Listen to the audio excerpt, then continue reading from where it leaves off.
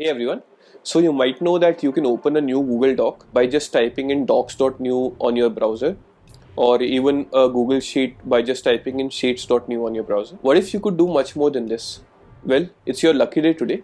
That's what I'm going to share in today's video. But before we get into the details of the video, here's a tech background that you might find helpful. So every URL or link on the internet has a second level domain and a top level domain.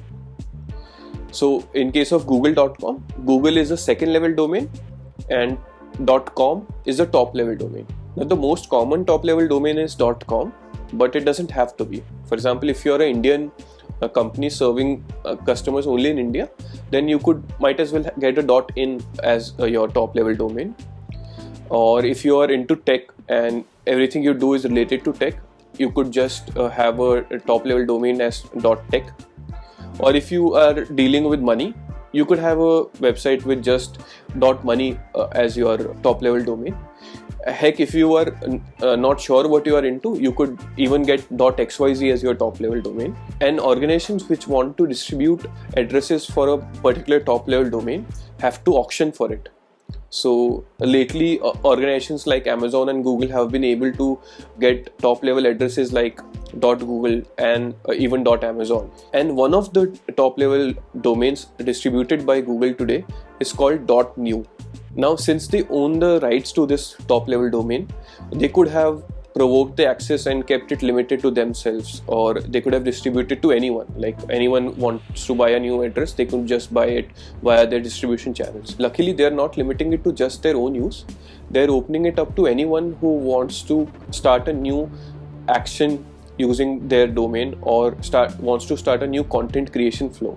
So here are the basics asked from Google if you want to use a new .tld. First one being, it should be used for action generation or online content creation.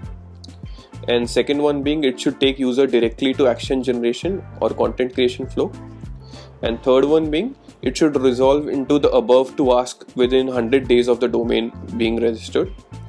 And fourth one being, it will be registered by Google to ensure fair use. After Google demonstrated how it should be used, a lot of good companies have jumped onto this train to make it easier for their users to get quickly into the content creation flows. So if you're not into Google Slides and use PowerPoint more, you can use ppt.new to open a new PowerPoint presentation online. And if you are into Excel more than Google Sheets, you can use excel.new to open an Excel sheet online. The list of these shortcuts is quite extensive, and you can find the link to the list in the description below. But here are some great examples. Figma.new could be used to open a new Figma file.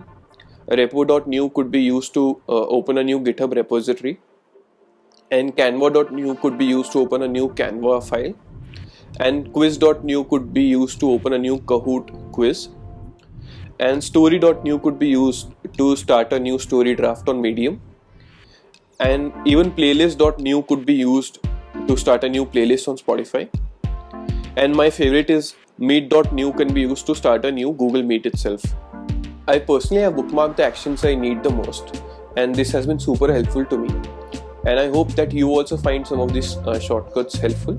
Let me know in the comment section below which one of the shortcuts are you planning to use. And don't forget to hit the like, share and subscribe button. See you in the next video.